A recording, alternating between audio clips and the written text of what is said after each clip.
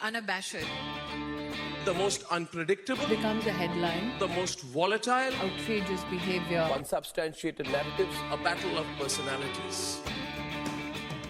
Welcome to Grand Tamasha, a co-production of the Carnegie Endowment for International Peace and the Hindustan Times.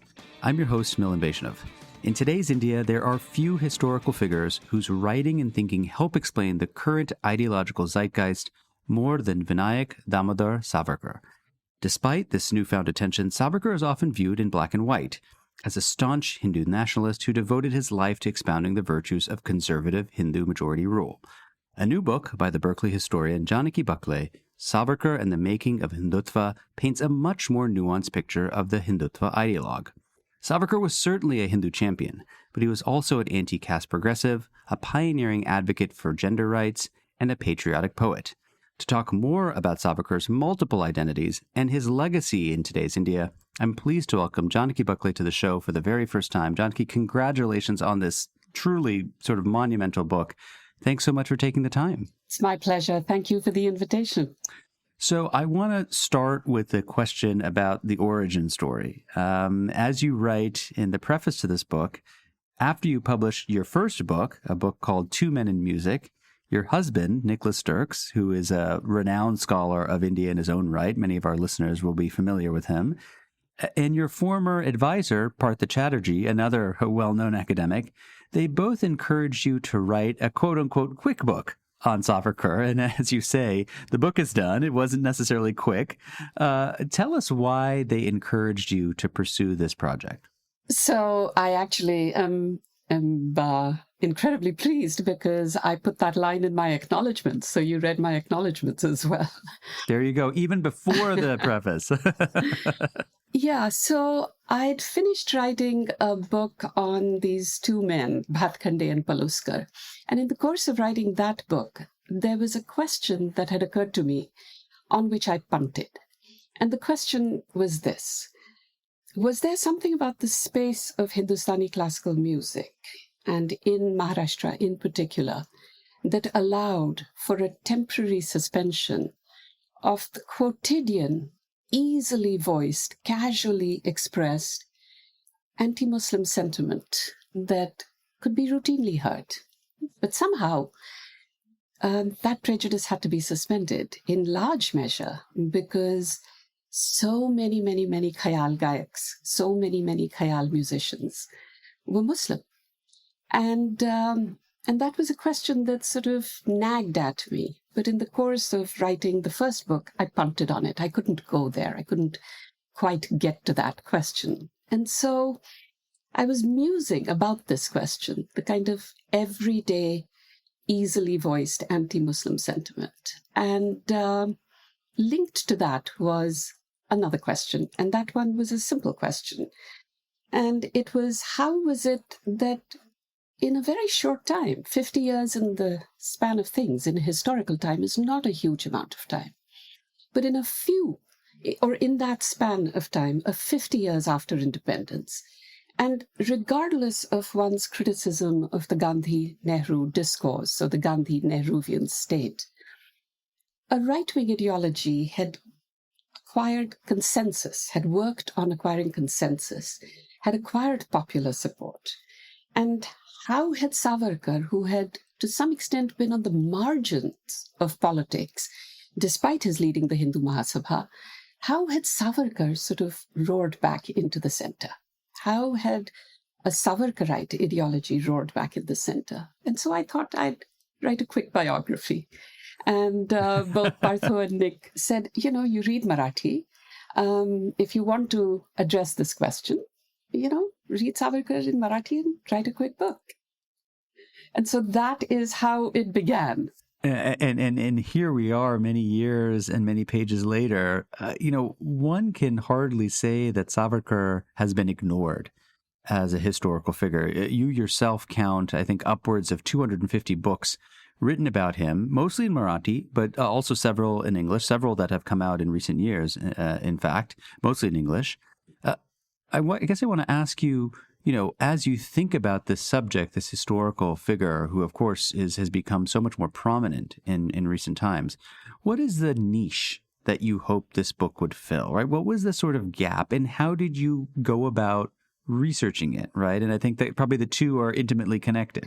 Yes, they are. They are connected. As you point out, there's plenty written on Savarkar. And so when I decided I was going to write about it, I started like all of us do, all of us historians. You start sort of scoping out the lay of the land. And I discovered with a great deal of dismay that I simply could not say that, there isn't enough literature on Savarkar. Everyone writes about Savarkar. Everyone. Journalists, scholars, doctors, lawyers, people who've met him once, people who haven't met him, people who affiliate him with fascism, people who affiliate him with patriotism, RSS members. Vaibhav Purandare's book is a recent example. Vikram Sampat's books are a recent example. Vinayak Chaturvedi's book is a recent example. But what I found in the first instance, after sort of making my way through all of this literature, I found two particular facets. And the first was this, that there were minimally three Savarkars. There was one in shall we say, the kind of national, anti-colonial national frame. There was one in Maharashtra. And then there was one abroad. So there was a kind of Savarkar in region, in nation, at the moments in which nation was being imagined, and simultaneously one in the global world of underground revolutionary activity.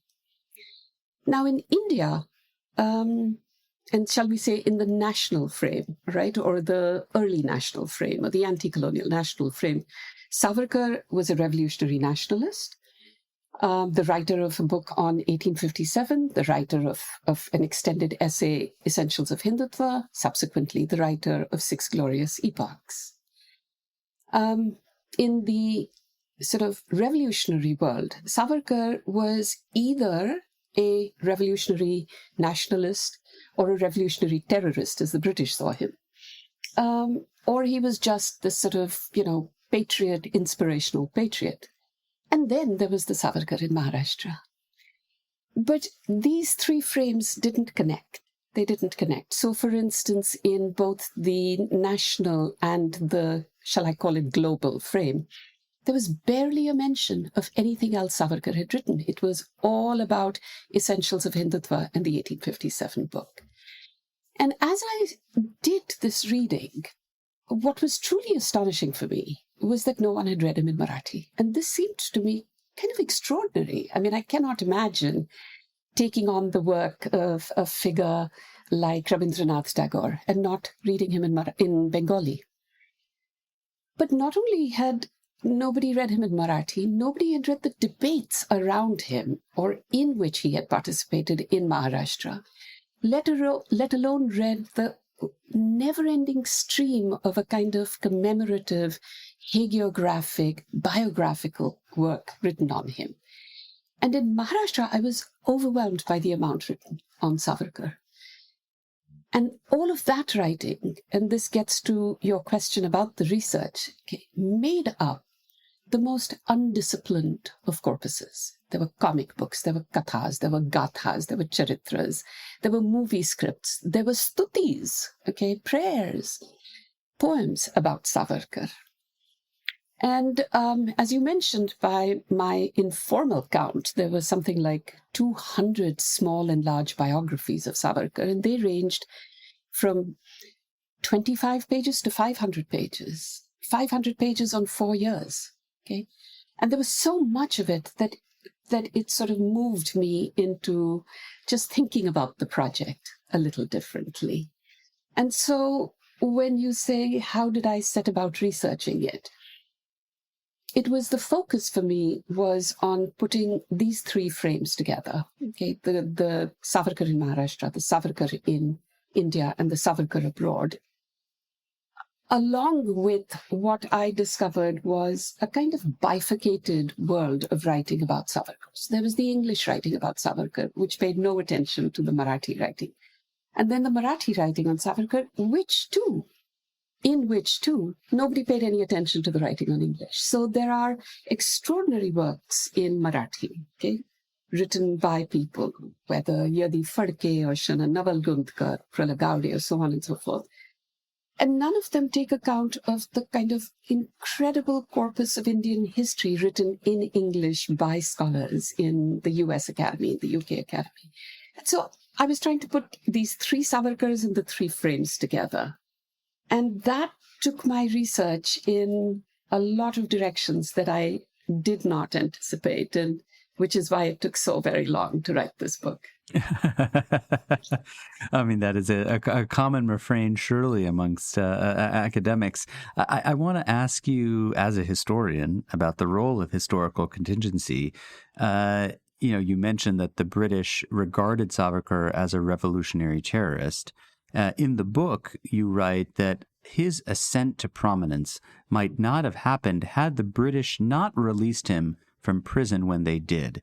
And I think it might be helpful for our listeners if you could just remind us how Savarkar landed up in prison in the first place, and why was it that the timing of his release was so crucial?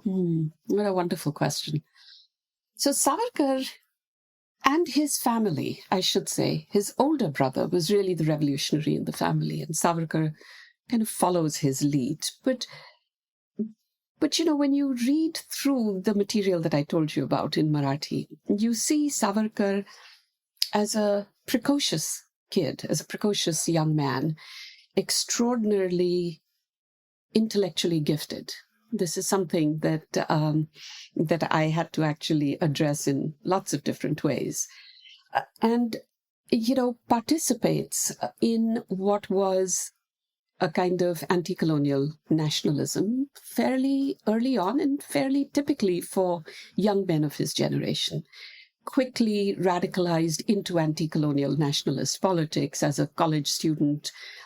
He published patriotic poetry. He had a bonfire of foreign cloth during the Swadeshi movement. He made all kinds of fiery speeches about the British. He wrote, in fact, extraordinary poetry, even as a young man, even as a young boy, which was published in publications in Maharashtra.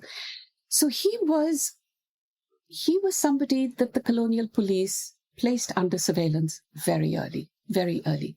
And so you have to imagine the kind of literary output. This is a kind of detour away from your question. I'm just going to say this. It's not something that I address in my book. I hope anybody who's listening to it will take this up as a question. But his entire corpus of writings is written under surveillance. Okay? Virtually his entire corpus of writings.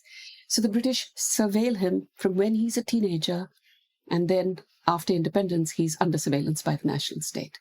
So this is somebody who's under surveillance, considered dangerous, considered the leader of a conspiracy. The police file is very revelatory of what the British actually thought about him, and I was very, very fortunate to get that entire file. And so he is arrested in England, and he's arrested by the terms of the Fugitive Offenders Act. So the presumption is that he's a fugitive from justice. And because of that, the British have to indict him for a crime that he committed years earlier. And so the British go through this kind of extraordinarily legal wrangling all to arrest him. And they arrest him. They don't try him in England because juries in England were far more sympathetic to revolutionary nationalists. And so they bring him back to India, and then they try him and send him off to the Andaman Islands, in theory, to serve out 2 life terms. And then there's the clemency. There's George V's clemency, in which he releases political prisoners. And at this time, you can see Savarkar. Actually, let me rephrase that. What the police file tells you is that Savarkar has a very acute sense of himself as a kind of political leader. And so almost from the moment he enters prison, he starts petitioning. There is a kind of a war of petitions almost that he engages in with the British. He's relentless. He writes letter after letter, pleading for this, pleading for that. And when he is finally released, what the police correspondence reveals is some dismay. even a sense of gloom. They know he's dangerous. They don't want to release him.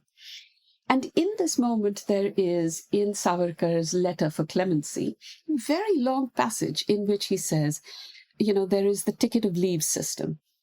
All I want to do is live a quiet life with my wife. I have not had the pleasures of a domestic life. And they could have done an end run around the clemency. They could have said, okay, we'll bring his wife over and release him to the Andaman Islands. Thereby you release him, but don't bring him back to India. And they don't do it, and they can't do it. And why they can't do it, I'm not entirely clear, but they don't do it. In the police file, there is also a letter, which I did not actually find in the course of trying to do research on Savarkar per se, but I found in the course of doing research for, another chapter which focuses on Khilafat. And in those files, I found a letter that, again, this is correspondence between one police officer and another, in which, there's a sense of gloom in that letter.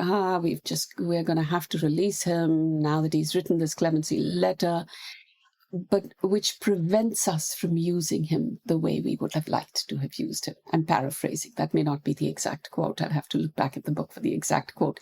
But it's clear that they would have liked to have used him and could not. So he's an particularly important figure. He's considered the leader of a conspiracy. And as you can imagine, arresting the foot soldiers in a conspiracy does not do as much or is not as effective as arresting a leader. So rather than finding the foot soldier who fires a gun, you go after the leader of a conspiracy who can then inspire lots of people to fire a gun. And so he is considered that important by the British. So, Savarkar was very clearly triggered by Gandhi's support for the Khilafat movement, which you just alluded to a second ago, through which Gandhi put the Congress Party's weight behind the idea of maintaining an Islamic caliphate following the dissolution of the Ottoman Empire.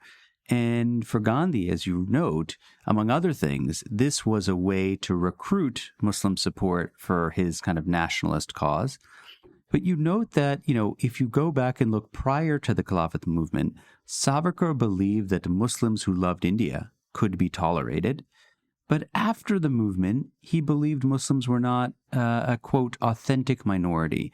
And I just wonder if you could tell us a little bit about what explains this shift in his worldview. So my argument is that Khilafat actually tips the balance for him. But my argument is not that there is a complete absence of anti-Muslim sentiment in his writings. And partly what I was arguing against, or at least what I sort of discovered in the course of reading all of his poetry, right? Reading just about everything that he had written. And I do want to say that, my book stops at 1937. So it was really the kind of formative making of this project, right? And what struck me was that in the Marathi literature, and so, all through this book, I'm sort of working with what does the English literature say? What does the Marathi literature say? And in the Marathi literature, there's a kind of unanimity. And this is a unanimity across sort of Gandhians, Ambedkarites, Savarkarites who are writing in Marathi, that there's something terrible that happens in the Andaman Islands. And that's what turns him anti-Muslim. And it didn't seem like that was a good enough explanation. For the simple reason that, if there are 5 Muslims that could turn you anti-Muslim, you need 6 good Muslims to turn you pro-Muslim, right? It's not a change of mind that you're talking about here. It's much deeper than that. And so what I did was sort of go back into the reading and show you where, for instance, a kind of late 19th, early 20th, pretty standard kind of anti-Muslim prejudice. Savarkar is by no means unusual in this, right? You find it in just about everybody else's writings, either the sense that Muslims are fanatics or they're foreigners. But with Savarkar, there was a kind of excess, and that excess shows up only after Khilafat. And that excess is connected to his sense that there is something about the Muslim community that tends to a kind of sovereignty. Okay? That if you put 5 Muslims together, they're going to want to control the state. That if you put 12 Muslims together, it's going to be a Muslim state. And Khilafat just, I think, sends that fear for him into a different space, so that in the course of his writings, when he comes back, even when he's writing about caste, even when he's composing poetry, there are these moments in which his rage at Muslims seems like it leaps off the page. It's excessive. There's something about it which is striking. Now, Gandhi, he was not the only one. I think it's worth mentioning that, Gandhi, that there were several other nationalists who also found Gandhi quite intolerable. B.R. Ambedkar found him intolerable. Periyar found him intolerable. Subhash Bose found him intolerable. The HSRA, Bhagat Singh and others found him intolerable. Bhagat Singh, for obvious reasons, Gandhi would not even appeal to have him for any clemency towards Bhagat Singh. The Communist Party didn't particularly like him. So, Savarkar's in a fairly large crowd of anti-colonial nationalists who have a different vision than does Gandhi. But apropos of Khilafat, you said an Islamic caliphate, and I would hesitate to call it that. I think what I read in Gandhi is something different. What I read in Gandhi is a kind of, Faisal Devji has written about this, the kind of a prejudicial fraternity, that the recognition that there are differences between these communities that may not be reconciled, but nonetheless there is a fraternity, a brotherhood.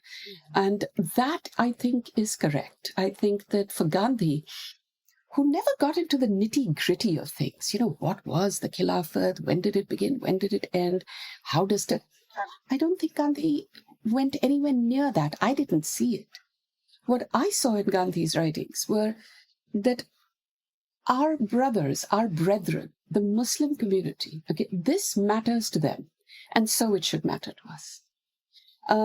And that's where Gandhi is, right? Where he's not actually interested in the historical details of Khilafat.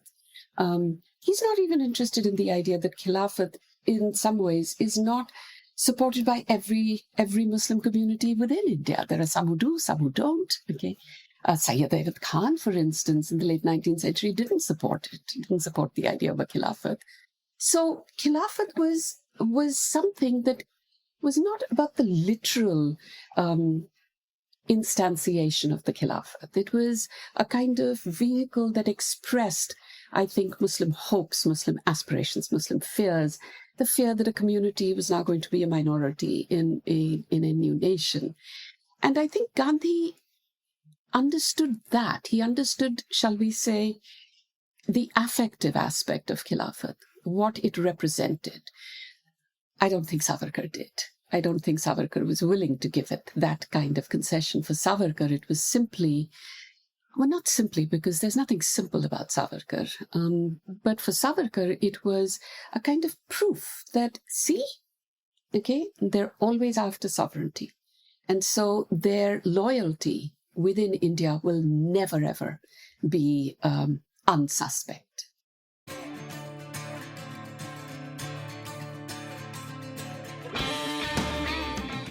Hey, Grant Tamasha listeners, thanks for listening to the podcast. Putting this show together each week is a labor of love, but it takes a lot of work to put out a great show every week. If you'd like to support the work we do at Grant Tamasha, please visit ceip.org/donate. Don't forget to subscribe to us on Apple Podcasts, Google Podcasts, Spotify, or on your favorite podcasting platform, so you'll be the first to know when a new episode rolls out.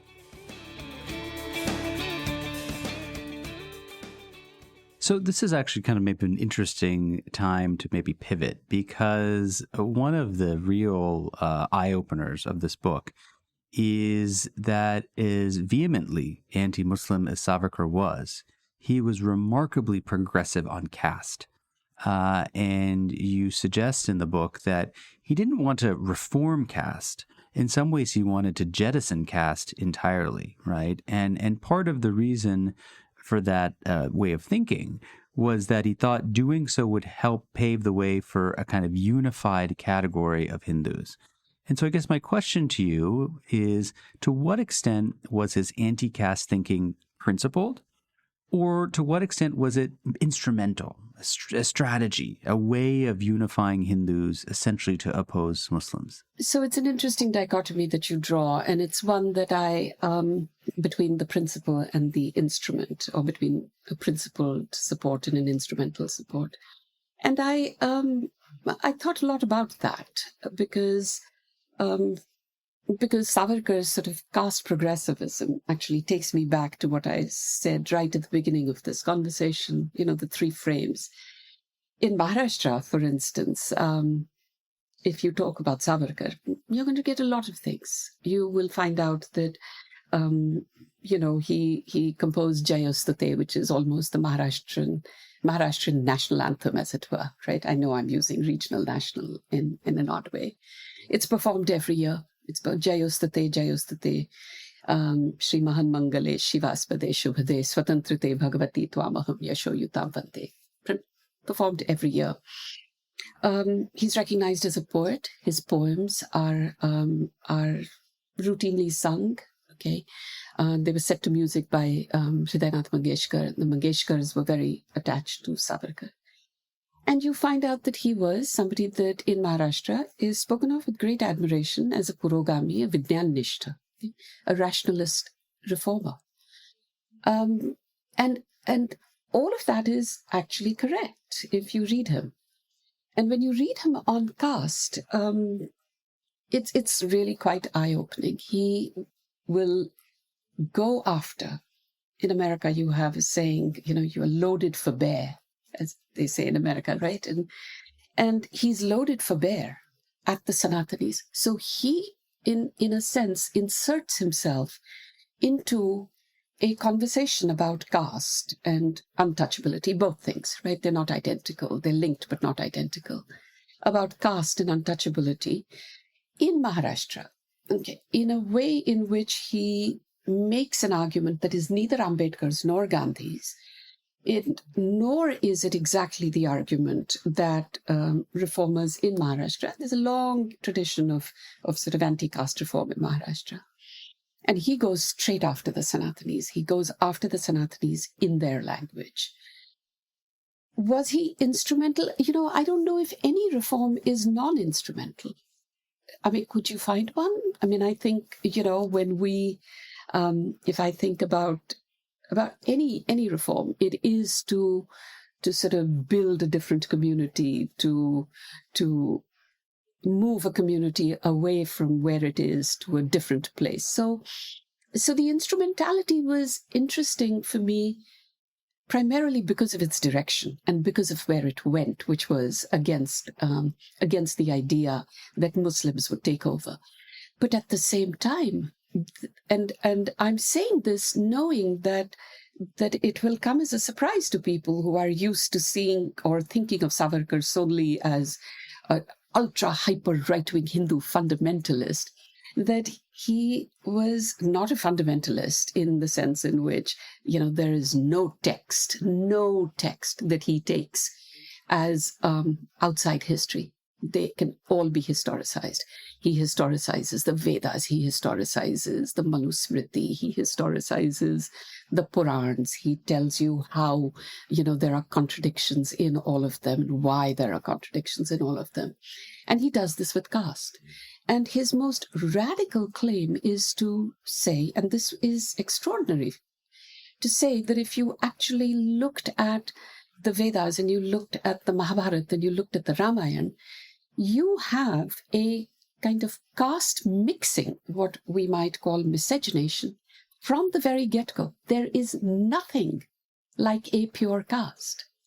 And we are all, and by we, he means, the community of Hindus, right? But he also includes the community of Muslims for the sort of basic reason that all Muslims are converts. Yeah. And so in India, everyone is, by that definition for him, either a Hindu or a potential Hindu. But apropos of caste, certainly the idea that there is nothing like pure caste and there is nothing like a pure Brahmin. And he uses in incredible ways a kind of literary historicist reading, okay, of the Mahabharata, who tells you that Vyas would be an untouchable. And so how is it that Vyas, an untouchable, could write the Mahabharata of all things, yes? He'll tell you that he points out the number of hands from which Ram in the Ramayana will take food, okay? And so, in a sense, he turns, much as he does in Essentials of Hindutva, he turns these characters from epics into his sort of, shall I say, weapons of reform, weapons of caste reform. And yes, it is instrumental. But I would not go so far as to say, therefore, it was not principled, in part because I think all reform is instrumental. Right. You've alluded at various points to his poetry, and this is, again, a kind of revelatory aspect of your book. You devote an entire chapter as poetry, but of course it comes in many different ways. You write at one point that poetry was the social media of its time, which I found a very interesting line, right? Because today, I think a lot of people think of poetry as kind of an esoteric pursuit. It's read and consumed by a kind of thin elite segment of society. So I guess my question is, who was Savarkar's audience for his poetry, for his poems?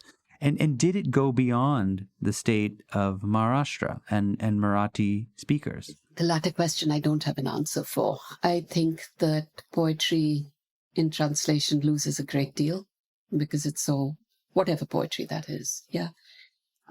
It's wedded to the language in which it is composed.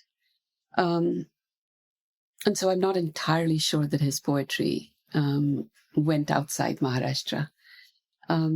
Certainly, the couplet that he composes for Essentials of Hindutva goes outside Maharashtra because it's composed, and so some of his Sanskrit might have moved outside Maharashtra. But I doubt that his Marathi poetry went outside Maharashtra. I doubt that his Marathi poetry is sort of read by anybody other than Marathi readers. And even there, I do have to tell you, one of the reasons that I took a sampling of his poetry from his younger days is because it's much easier than the poetry that he composed afterwards. But let me talk about his poetry. That was one of those, again, those sort of framing questions, right? When people wrote about Essentials of Hindutva, for instance, they remark, Vinayak Chaturvedi remarks that poetry is a mode in which he writes, and I agree with that.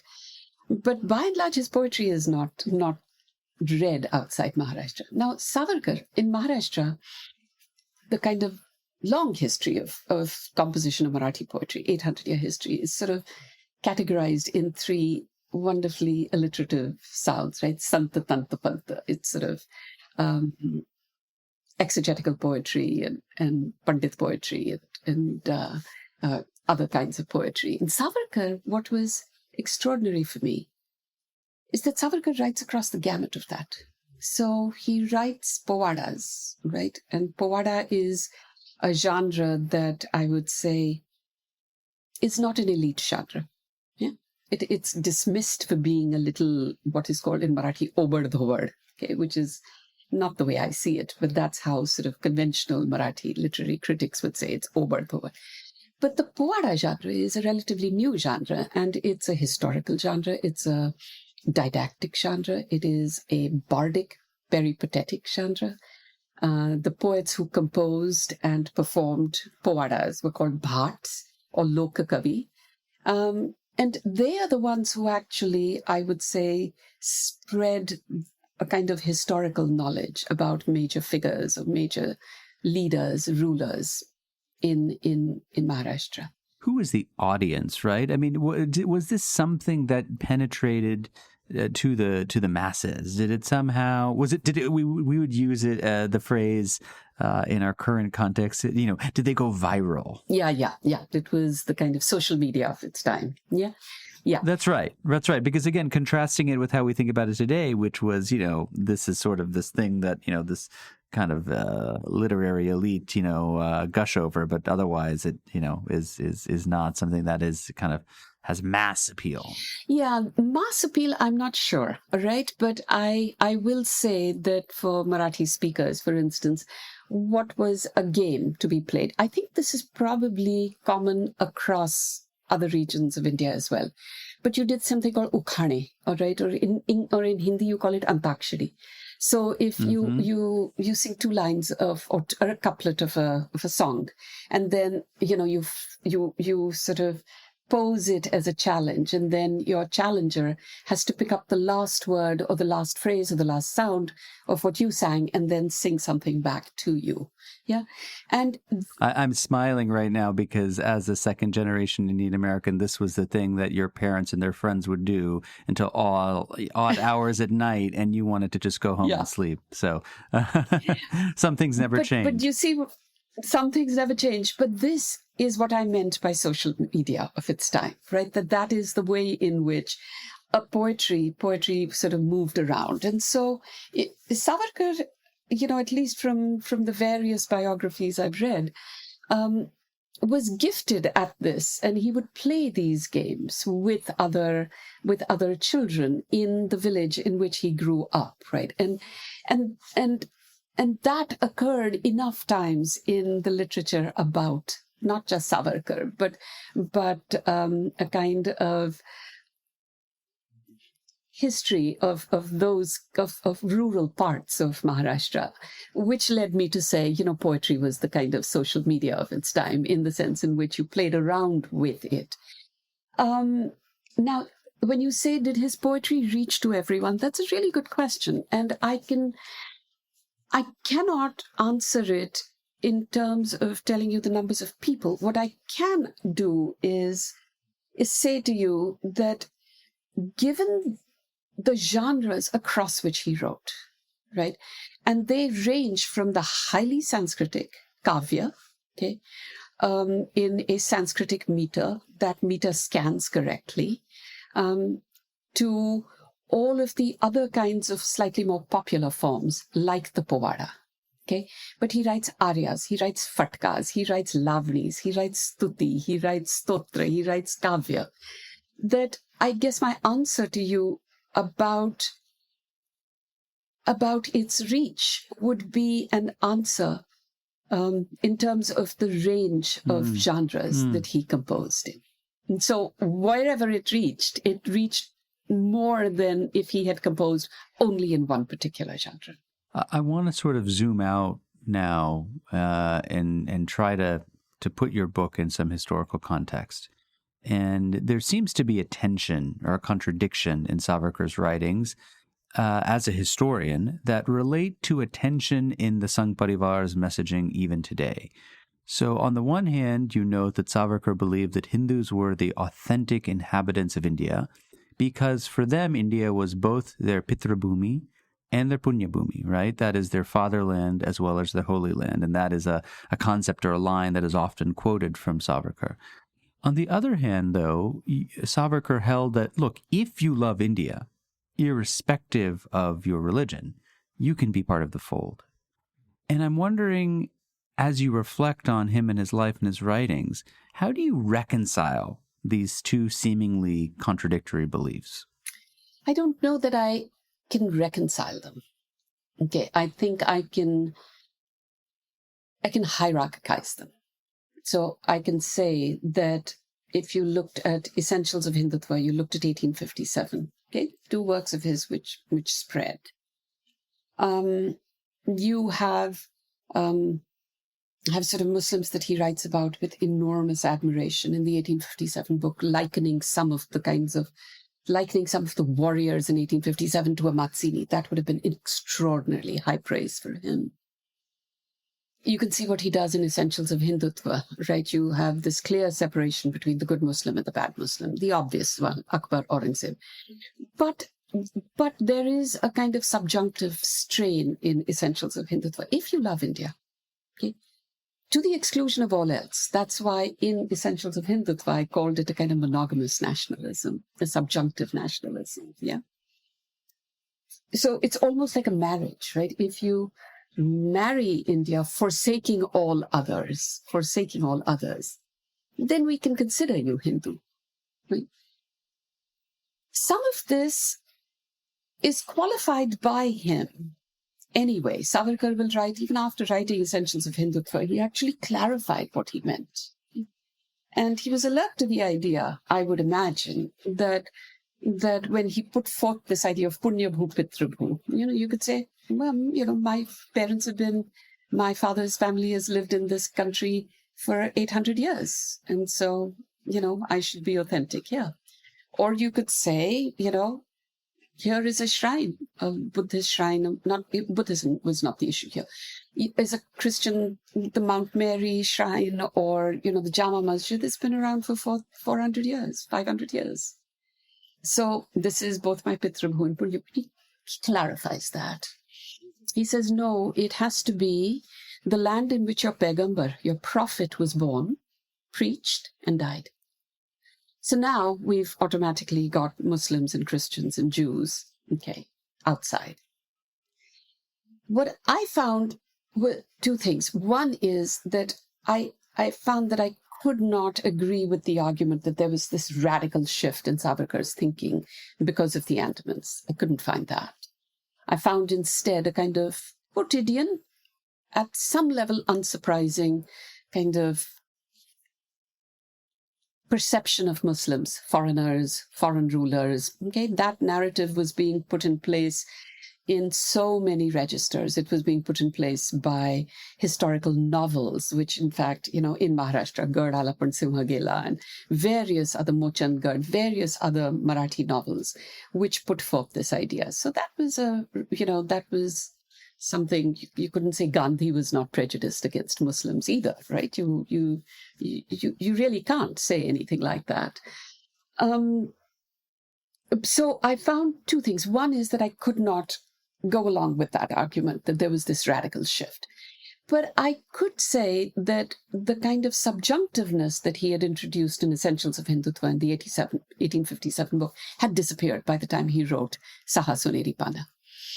And that was something to contend with, that, that subjunctiveness at least had a kind of sense that, there was a path forward, shall we say, or there was a path for Muslims to feel like they could be, in Savarkar's view, legitimate inhabitants of this country.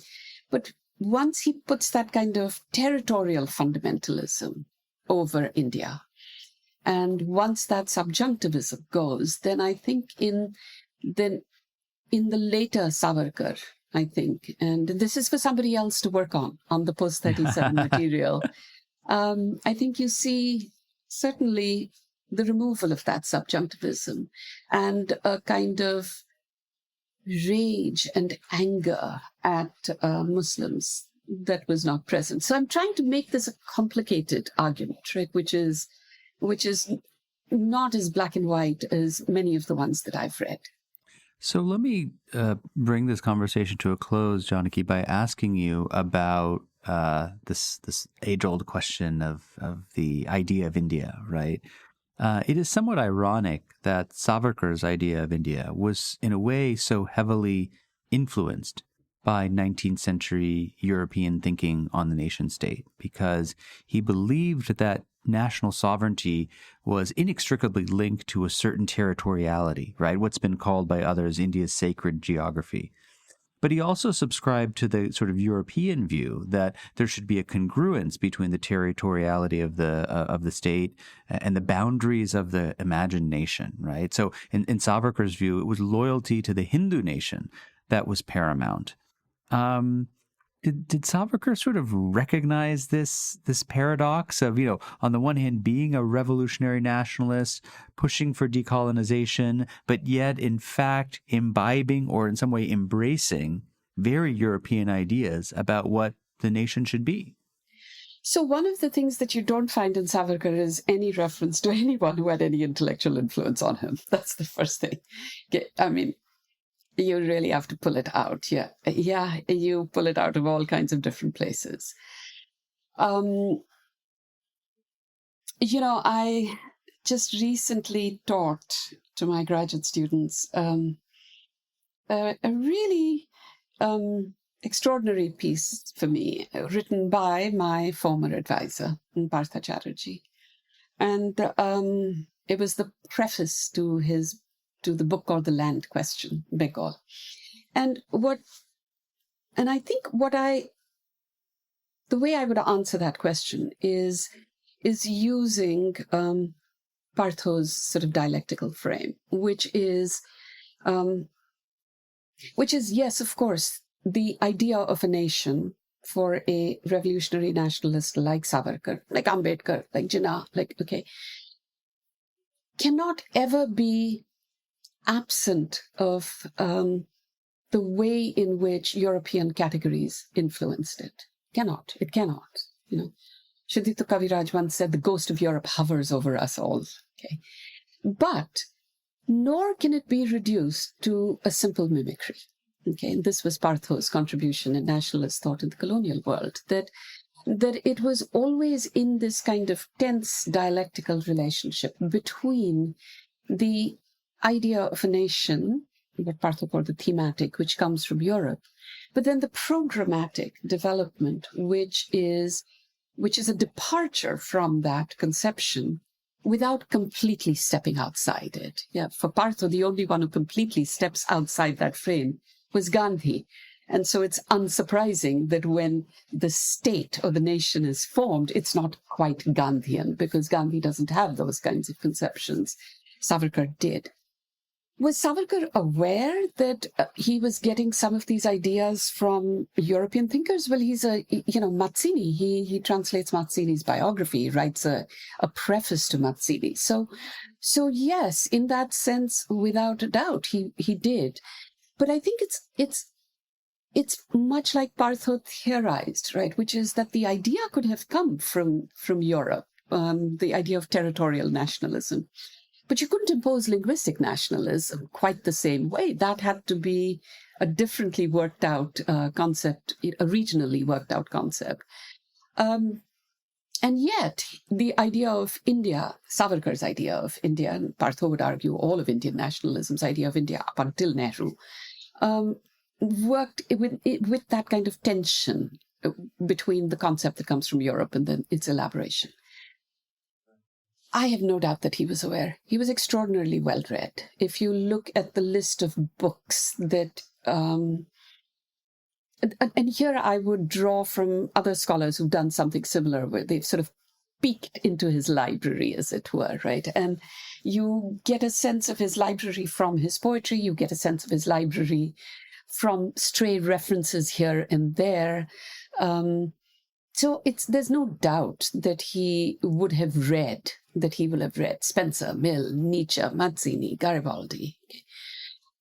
But also the Bhavishya Puran and the Brahma Vaivarta Puran. And so it's a sort of combination of those two things, is what I would say. Can it be reconciled? I think I've put that out as a question to be contended with. My guest on the show this week is the Berkeley historian Janaki Bakle. She is the author of Savarkar and the Making of Hindutva. If you think you know Savarkar, you should read this book, because it will challenge, if not upend, much of what you think that you know. Janaki, I am willing to wager that this is a book that's going to be read and cited and argued over, as all good books should be, for a very long time. Congratulations to you, and thanks again for taking the time. Thank you so much. It's been my pleasure. Grant Tamasha is a co-production of the Carnegie Endowment for International Peace and the Hindustan Times. This podcast is an HT Smartcast original and is available on htsmartcast.com. You can also find us on Apple Podcasts, Google, Spotify, or wherever you get your podcasts. Don't forget to rate and review. It helps others find the show more easily. For more information about the show and to find the writing we mentioned on this week's episode, visit our website, granthamasha.com. Tim Martin is our audio engineer, and Mira Verghese is our executive producer. Thanks for listening, and see you next week.